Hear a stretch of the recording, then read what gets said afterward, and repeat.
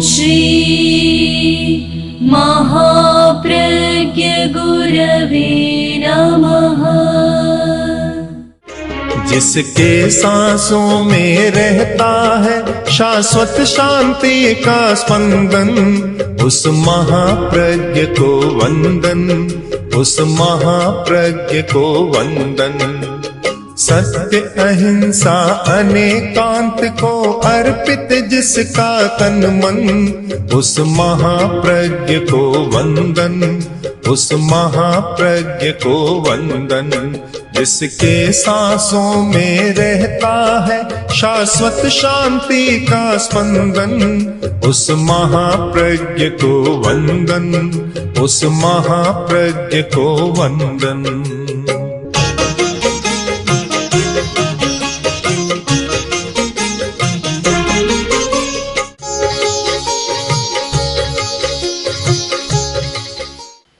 आवश्यक है कि सबसे पहले जीवन विज्ञान का प्रयोग अभिभावकों में चले और जो जीने के सूत्र हैं, जीने के रहस्य हैं, जीने के प्रयोग हैं, वे विद्यार्थियों में चले, शिक्षकों में चले, शिक्षा जगत में चले और परिवार में, घरों में न चले, समाज में न चले तो दो धाराएं बन जाएगी, विरोधाभास होगा।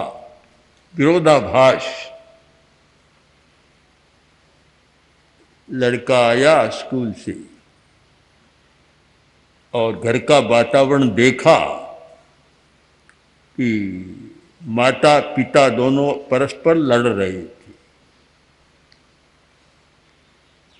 सारा देखा और घंटों तक देखा, लड़ाई समाप्त नहीं हो रही है। कुछ घंटों के बाद जब वे थमे, मौन हुए, तब लड़का आकर बोला, पिताजी, माताजी, कल से मैं स्कूल नहीं जाऊं। क्यों? कि मेरे शिक्षक ने तो ये बताया और मुझे समझाया कि देखो, लड़ना अच्छा नहीं है, लड़ाई से बहुत नुकसान होता है, इसलिए कभी लड़ो मत। और यहाँ मैं देखता हूँ तो आप दोनों लड़ रहे हैं, तो मैं शिक्षक की बात मानूंगा, आपकी व्यवहार की बात मानूं। उन्होंने तो कोरा शब्दों में कहा और मैं तो व्यवहार में देख रहा हूँ, सामने एक प्रैक्टिकल हो रहा है मेरे सामने कि आप दोनों लड़ रहे हैं। तो वह जो मुझे कहता है लड़ो मत, लड़ना अच्छा नहीं, ये झूठी बात बता रहे हैं, तो वहाँ जाने से मुझे क्या लाभ है? मैं नहीं जाऊँ। यदि परिवर्तन लाना है और समाज में परिवर्तन आना चाहिए तो एक त्रिकोण बनना चाहिए। अणुव्रत का एक त्रिकोणात्मक अभियान चला था बहुत वर्षों पहले। तो उस त्रिकोण में एक कोण है अभिभावक, दूसरा कोण है शिक्षक और तीसरा कोण है विद्यार्थी। यह एक त्रिकोण बनता है और त्रिकोण बहुत शक्तिशाली होता है। त्रिकोण में अग्नि तत्व काम करता है, आग्नेय तत्व, तो वह बहुत ऊर्जा को ग्रहण करता है, बहुत शक्तिशाली होता है। अभी तो लगता है द्विकोण चल रहा है। शिक्षकों को जीवन विज्ञान का प्रशिक्षण दिया जा रहा है, विद्यार्थियों को दिया जा रहा है, और अगर एक कोण खाली रहा तो कठिनाई भी पैदा हो जाती है, हो सकती है, क्योंकि विद्यार्थी विद्यालय में पढ़ेगा, प्रयोग करेगा और बदलेगा, और घर में वैसा व्यवहार नहीं मिलेगा तो उसके सामने एक बहुत समस्या पैदा हो जाएगी और एक द्वंद्व की स्थिति भी पैदा हो जाएगी, अंतर्द्वंद्व भी बन जाएगा कि क्या करूं, जो मैंने पढ़ा है सीखा वह करूं या जो देख रहा हूं आंखों से वह करूं। एक बड़ी असमंजस की स्थिति पैदा होती है। हमने बहुत बार कहा था कि जीवन विज्ञान केवल शिक्षा के क्षेत्र का नहीं है, शिक्षा के क्षेत्र में उसका प्रयोग हो रहा है, किंतु वह हर व्यक्ति के लिए है जो जीने की कला को सीखना चाहता है कि कैसे जिया जाए। जीने की कला बहुत कठिन है। जीने की कला बहुत कठिन है और मरने की कला तो उससे भी ज़्यादा कठिन है। आदमी इस दुनिया में आता है और एक दिन चला जाता है। जाए तो कैसे जाए, कैसे आए, ये तो हाथ की बात नहीं है, क्योंकि एक अबोध बच्चा जन्म लेता है, उसके बस की बात नहीं है। किंतु जाए तो कैसे जाए, ये उसके हाथ की बात है। कलात्मक समाधि मरण हो, पर वह कब हो सकता है कि पहले कलात्मक जीवन जिए, जीवन की कला को जाने, जीवन के रहस्यों को समझे। कितने रहस्य हैं हमारे जीवन के। हमने शिक्षा को भी एक बुद्धि की सीमा में जकड़ दिया। बौद्धिक विकास एक सीमा बना दी, तो बस इस सीमा में जो आता है वह तो शिक्षित है, और इस सीमा से परे है वह अशिक्षित है। किंतु मैं अपने अनुभव के आधार पर कह सकता हूँ कि जिन्होंने शिक्षा के घेरे में प्रवेश नहीं किया, वे लोग दुनिया में बहुत बड़े शिक्षक बन गए, बहुत बड़े शिक्षकों को शिक्षक बन गए। तो फिर बुद्धि सीमा नहीं है। बुद्धि का एक दायरा है, उसका एक कक्ष है, वहाँ बुद्धि काम देती है। किंतु उससे परे जो सबसे बड़ी बात है, जो हमारे जीवन को सुखमय या दुखमय बनाने वाली बात है, वह है हमारी भावधारा, भावतंत्र। जब तक बुद्धि और भावधारा दोनों का सामंजस्य नहीं होता, दोनों में समन्वय स्थापित नहीं किया जाता, तब तक जीने का रहस्य हाथ में नहीं आता और अच्छा जीवन जीने की बात भी उसके समझ में नहीं आती। हमें बौद्धिक विकास करना है, कोई दो मत नहीं कि बौद्धिक विकास होना चाहिए, अज्ञान मिटना चाहिए, मूर्खता समाप्त होनी चाहिए। यह एक बहुत अच्छी बात है, प्रवेश है, हमारा जीवन का प्रवेश द्वार, कि जहाँ बौद्धिक विकास होता है और आदमी अनेक क्षेत्रों में विकास करता है। किंतु सुख का तंत्र एक अलग है, दुख का तंत्र भी अलग है। महावीर की वाणी का एक बहुत सुंदर सूक्त है, बहु दुखाहु जंतवो। मनुष्य बहुत दुखी हैं, तब तो फिर सुख की बात ही क्यों करी। इसको सच्चाई मान लें कि मनुष्य बहुत दुखी है, किंतु साथ में एक रहस्य का उद्घाटन कर दिया कि कौन से मनुष्य दुखी हैं, कि जे सत्ता कामे हिम मानवा, जो कामों में आसक्त हैं, कामनाओं में आसक्त है, वे मनुष्य दुखी बनते। जो आसक्त नहीं है वे दुखी नहीं बनते। गीता का एक प्रमुख प्रतिपाद्य है कि एक दो शब्दों में गीता के मर्म को समझाना चाहें तो वह है अनासक्ति। अनासक्ति, सारा दुख पैदा होता है आसक्ति के कारण। पदार्थ हमें दुख नहीं देता, भोजन की सामग्री दुख नहीं देती, मकान दुख नहीं देता, पैसा भी दुख नहीं देता। उसके साथ आदमी जुड़ जाता है, आसक्ति पैदा हो जाती है, वह दुख पैदा करती है। आसक्ति नहीं है और धन चला गया तो दुख नहीं आता। मैं एक परिवार को जानता हूँ,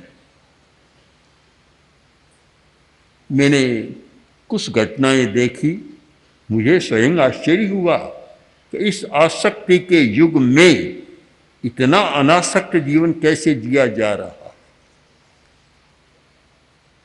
उस व्यक्ति का एक कारखाना था, कारखाने में आग लग गई, शायद करोड़ों का नुकसान हुआ। जब वह आया तो मैंने देखा कि चेहरे पर खुशी है, कोई भी गम नहीं, उसका निशान भी नहीं, कोई दुख की रेखा नहीं। तो मुझे आश्चर्य हुआ। मैंने पूछा कि सुना है कि तुम्हारा ऐसा हो गया, कहाँ हुआ है तुम्हारे मन पर? के मन पर कोई नहीं है, क्यों आता है जाता है, ये तो होता रहता है, कोई खास बात नहीं। बात समाप्त हो गई। अब हम कैसे माने कि पैसा होने से कोई दुख होता है, सुख होता है, चला जाए तो दुख होता है? कुछ भी नहीं। फिर दूसरी घटना हमने देखी कि कोई 40 लाख का जेवर था, एक जगह रखा था और कोई लेकर भाग गया। फिर आया तो आश्चर्य हुआ कि जो घर का स्वामी है वह भी दुखी नहीं, किंतु जिस बहू का पुत्र वधू का वह था वह भी दुखी नहीं। मुझे बड़ा आश्चर्य हुआ कि दुखी नहीं है। मैंने पूछा क्या क्या होता है? ये तो होता रहता है, होता है वह चला जाता है, जिसके पास होता है वही जाता है, नहीं है तो क्या जाएगा। बात समाप्त कर देते। अब जिस व्यक्ति का करोड़ों का नुकसान हो जाए और चेहरे पर दुख की एक रेखा भी न आए, इसका मतलब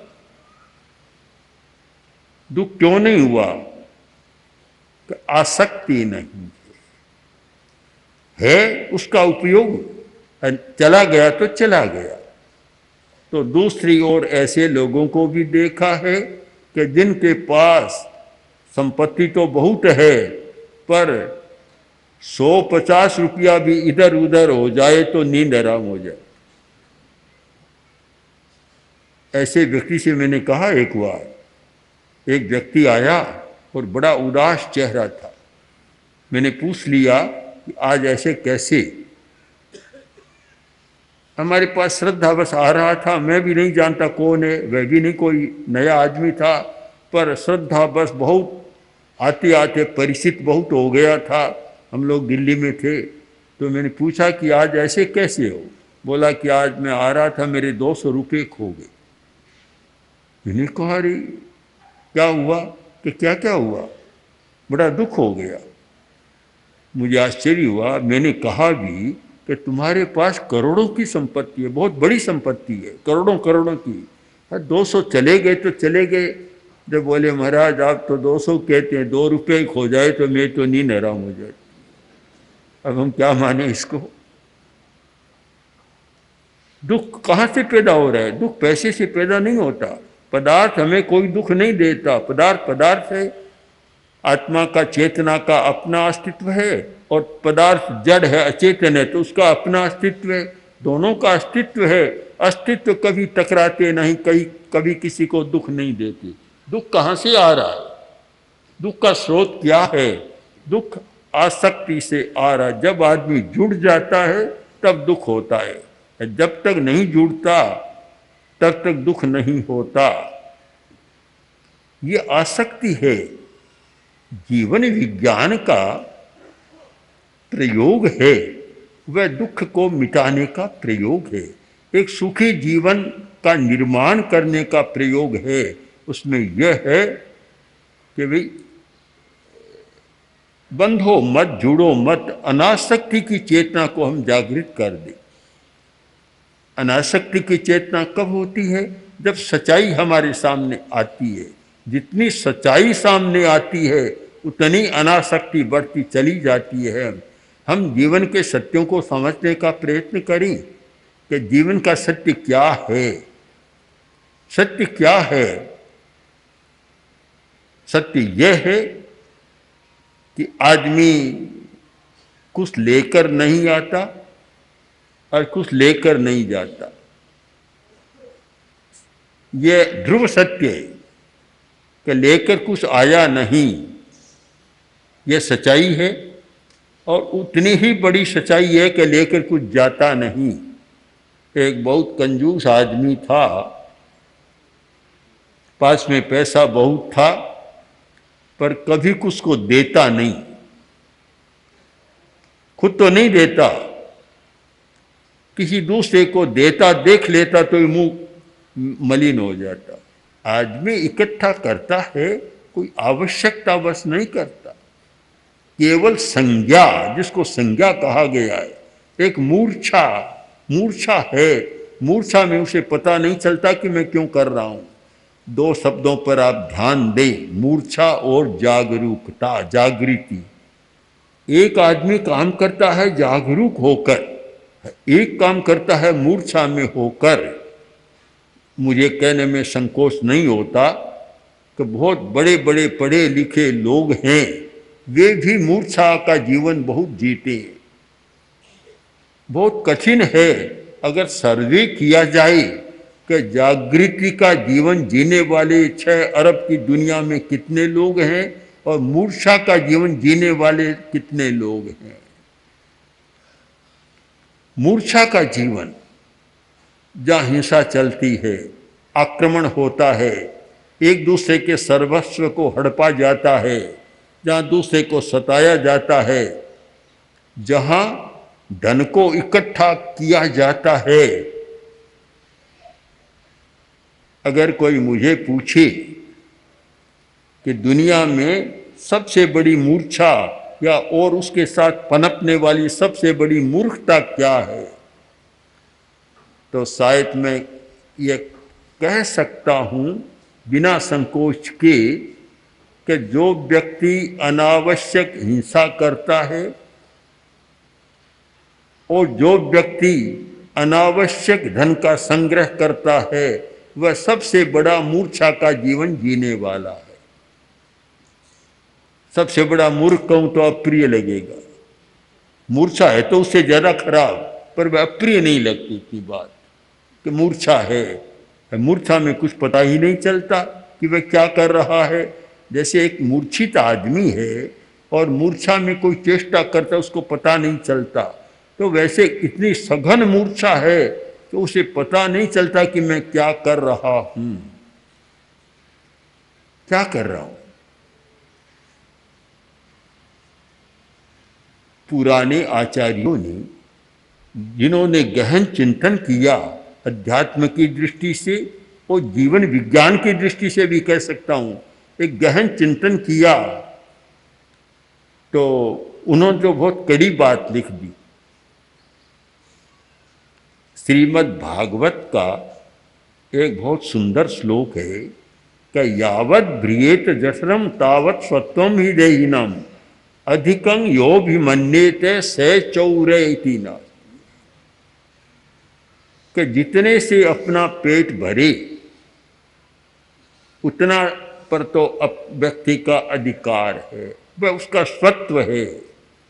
अधिकं योभिमन्येते, जो उससे अधिक रखना चाहता है, लेना चाहता है, स्तेने दंडमर्हति, वह स्तेन है, चोर है और उसे दंडित करना चाहिए, दंड देना चाहिए। दंडमर्हति, दंड देने योग्य। कितनी कड़ी बात कही है। और यह बात एक समाज व्यवस्था के लिए बहुत मननीय बात है कि जिस समाज व्यवस्था में यह होता है कि अनावश्यक संग्रह कोई व्यक्ति न करे, और किसी व्यक्ति के पास अनावश्यक संग्रह नहीं होना चाहिए। एक व्यक्ति इतना अनावश्यक संग्रह करता है कि 10,000 व्यक्ति उससे प्रभावित हो जाते हैं। एक इतना ऊंचा पहाड़ बना दिया कि बड़े बड़े गड्ढे बन गए। तो यह मूर्छा का जीवन है। मूर्छा में ही कर सकता है ऐसा। जिसमें मूर्छा नहीं है वह व्यक्ति ऐसा काम नहीं कर सकता।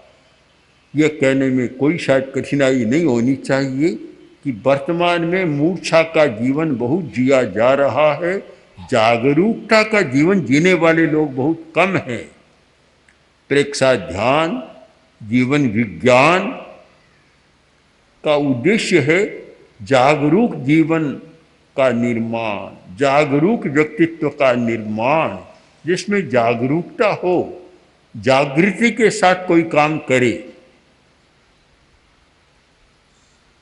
एक संप्रदाय है ध्यान संप्रदाय, बौद्धों का एक संप्रदाय है जो जापान, ताइवान, चीन आदि में चलता है, कोरिया में उधर, जिसका नाम ही है जैन संप्रदाय, यानी ध्यान संप्रदाय। ध्यान संप्रदाय का मुख्य विषय रहता है कि जागरूकता, बस जागरूकता के साथ काम करो। कोई भी काम करो जागरूकता के साथ करो। इस जागरूकता को ही प्रेक्षक ध्यान में कहा गया भावक क्रिया। भावक क्रिया, भावक क्रिया का मतलब ही जागरूकता है कि कोई भी काम करो जागरूकता के साथ करो, मूर्छा में मत करो। एक ध्यान संप्रदाय का साधक बैठा था और कुछ लोग भी बैठे थे। जो प्रमुख था, गाल पर एक मक्खी बैठ गई और उसने ऐसा किया, मक्खी उड़ गई। मक्खी तो उड़ गई, फिर उसने ऐसा किया गाल पर चांटा। तो दूसरों ने पूछा कि मक्खी तो उड़ गई, फिर आपने ऐसा क्यों किया?